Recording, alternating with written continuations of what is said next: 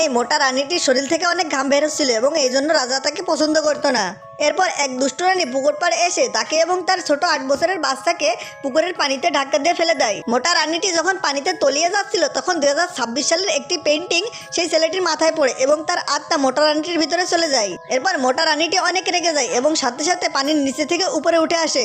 এটা দেখে চালাক রানী অনেক অবাক হয়ে যায় এবং সে তার সাথে তার ছেলেকে উপরে উঠিয়ে নিয়ে আসে। তখনই রানী সাথে সাথে তার মুখ দিয়ে তার ছেলের মুখে ফু দিতে থাকে। তখনই রাজা সেখানে আসে এবং সিপিআর দেওয়া দেখতে পেয়ে সেও ভাবে এটা অনেক কোনো কালো জাদু। ঠিক তখনই চালাক রানীটি সব দোষ মোটা রানীর উপরে দিতে চায়, কিন্তু মোটা রানী তখন বলে কেউ যদি আমাকে দোষ দাও তাহলে সবাইকে ধরে আমি পানিতে ফেলে দিব।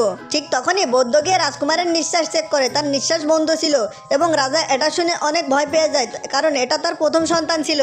কিন্তু রানী হার মানে না, সে ফু দিতেই থাকে। এর কিছুক্ষণ পরে ছেলেটির জ্ঞান ফিরে আসে। রাজা তখন অনেক খুশি হয়, কিন্তু এরপরও চালাক রানীটি মোটা রানীকে দোষ দিতে থাকে। এরপর রাজা তাকে 1 মাসের জন্য জেলে পাঠানোর কথা বলে। এটা শুনে মোটা রানীটি অনেক রেগে যায় এবং চালাক রানী এবং রাজাকে পানিতে ফেলে দেয়। তারপর চালাক রানীটি আদেশ দেয় এই রানীকে 1 মাস শুধু শুকনো রুটি খেতে দিবে। চালাক রানী ভাবে মোটা রানীটি এতদিন থাকতে পারবে না, কিন্তু তখনই সে ভেতর থেকে তালা মেরে দেয় এবং সামনে একটি স্ক্রিন নিয়ে আসে আর বলে এই স্ক্রিনে তুমি যা যাবে তাই পাবে। তখন মোটা রানীটি জিম করার সকল জিনিসপত্র নিয়ে আসে এবং সেগুলো সব আধুনিক।